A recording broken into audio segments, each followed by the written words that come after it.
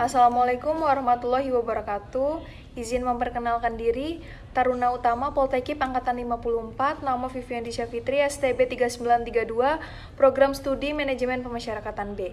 Izin untuk memberikan sedikit gambaran mengenai apa itu jual beli sel mewah dan fasilitas mewah pada lembaga pemasyarakatan di Indonesia. Siap, terima kasih. Fenomena sel mewah yang terjadi di lapas saat ini merupakan permasalahan kompleks dan bukan merupakan permasalahan hukum saja, namun juga berhubungan dengan masalah sosial, ekonomi, politik, budaya, moral, dan administrasi yang terjadi di lapangan di mana berada di luar bidang hukum itu sendiri. Praktek jual beli sel mewah di dalam lembaga pemasyarakatan tidak dapat dilepaskan dari adanya penyalahgunaan wewenang oleh oknum yang berwenang. Dengan adanya perbuatan suap-menyuap dan pengimplementasiannya bertentangan dengan prinsip di mana semua orang mempunyai kedudukan yang sama di depan hukum, serta tidak sesuai dengan prinsip keadilan yang dijunjung setiap negara hukum. Penjara lazimnya dibuat untuk membuat narapidana jera, tetapi dalam kenyataannya penjara kerap disulap menjadi hunian yang nyaman dan mewah. Praktik peningkatan fungsi kamar penjara ini sebagian terekspos ke publik. Berikut ini beberapa di antaranya. Perangkat elektronik seperti televisi dan gadget, serta hewan peliharaan menjadi hiburan penghuni blok napi narkoba Lembaga Pemasyarakatan Kelas 2 Porong Sidoarjo. Keberadaan fasilitas di atas rata-rata penjara umum ini terungkap dalam razia BNN dan Kepolisian Daerah Jawa Timur Senin malam lalu. Temuan seperti ini mengingatkan kembali masih maraknya pelanggaran di lapas tanah air. Alih-alih membina narapidana agar jera, fasilitas dalam penjara ternyata bisa diatur sedemikian rupa demi kenyamanan penghuninya. Tengoklah kamar terdakwa kasus suap penegak hukum Artalita Suryani pada Januari 2010. Di kamar di lapas wanita Pondok Bambu ini, perempuan yang akrab disapa Ain ini bahkan bisa menikmati perawatan kulit dari dokter khusus.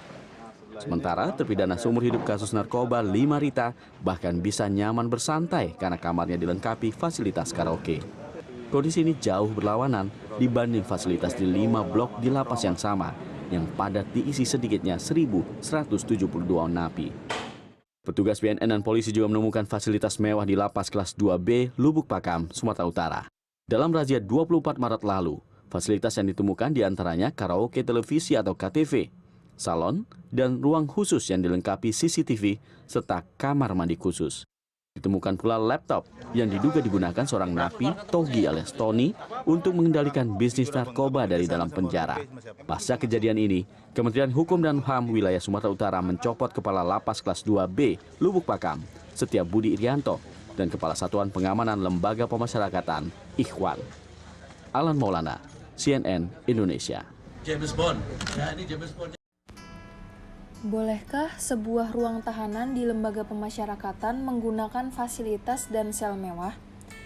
Jawabannya tentu tidak. Namun ternyata, jawaban ini tidak sesederhana bagi para narapidana korupsi yang bertempat di lembaga pemasyarakatan. Kasus jual beli sejumlah fasilitas di lembaga pemasyarakatan telah menjadi sebuah rahasia umum,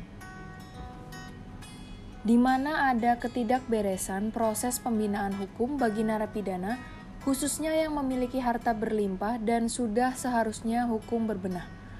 Karena semua narapidana memiliki hak yang sama untuk mendapatkan sel yang layak tanpa adanya perbedaan perlakuan.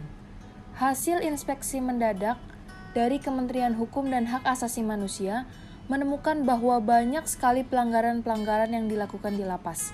Dengan berbagai dalih, para narapidana tersebut diduga melakukan transaksi dengan kepala lapas untuk memberikan fasilitas lebih di kamar penjaranya. Mulai dari alat masak hingga renovasi toilet, banyak dugaan-dugaan tentang renovasi untuk mendapatkan fasilitas mewah di lapas tersebut. Lalu, apakah fasilitas mewah yang ada di ruang lapas tersebut diperbolehkan? Tentu sekali lagi jawabannya tidak. Jika mengacu aturan hukum yang berlaku, setiap warga negara bersamaan kedudukannya di dalam hukum dan pemerintahan dan wajib menjunjung hukum dan pemerintahan. Berdasarkan pasal 27 ayat 1 Undang-Undang Dasar Negara Republik Indonesia tahun 1945, dapat ditarik kesimpulan bahwa masyarakat atau warga Indonesia memiliki hak yang sama di mata hukum, tidak terkecuali bagi mereka yang berstatus sebagai narapidana yang berhak mendapatkan fasilitas yang sama di lingkungan lembaga pemasyarakatan. Fenomena sel dengan fasilitas mewah di dalam lapas yang hanya dapat dinikmati oleh narapidana tertentu bertentangan dengan Undang-Undang Pemasyarakatan Pasal 5 huruf B, yaitu persamaan perlakuan dan pelayanan yang dalam penjelasannya ditegaskan bahwa maksud dari persamaan perlakuan dan pelayanan adalah pemberian perlakuan dan pelayanan yang sama kepada warga binaan pemasyarakatan, tanpa membeda-bedakan orang baik itu narapidana pencurian, pembunuhan, bahkan narapidana tipikor.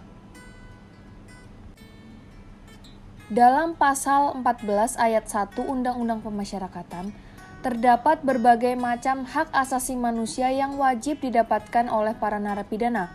Namun di dalamnya tentu tidak tertera kekhususan yang boleh didapatkan oleh narapidana tersebut. Terlebih untuk narapidana korupsi yang memang telah didakwa menggelapkan uang negara. Pengkhususan tersebut menjadi ironi.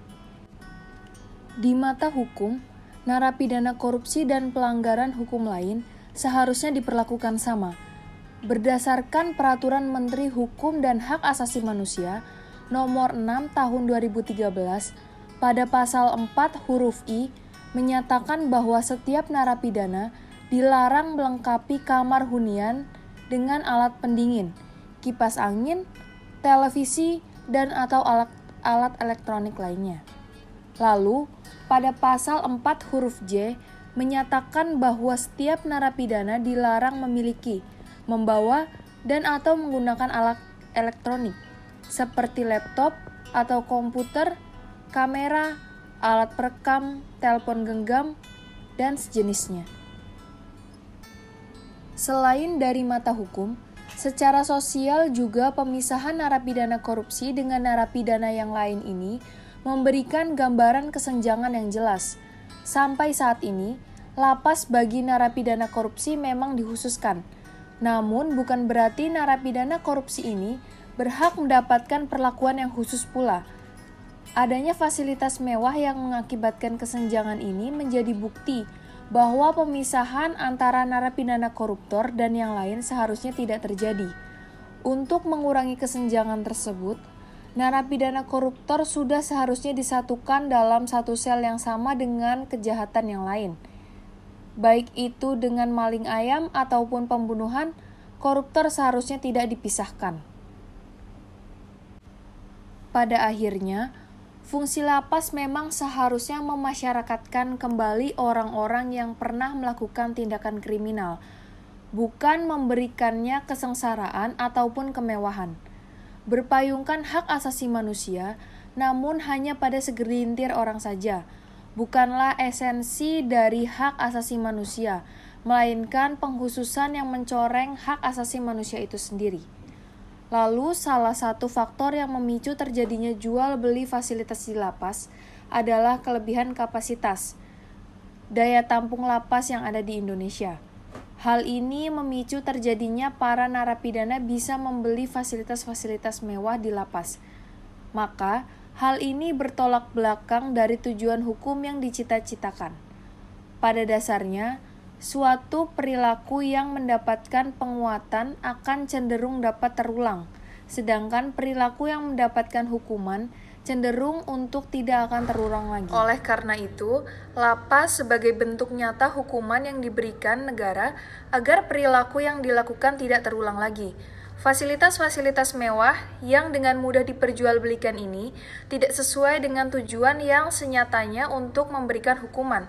Sebaliknya menjadi penguat yang memperkuat perilaku terutama narapidana korupsi untuk diulangi di kemudian hari.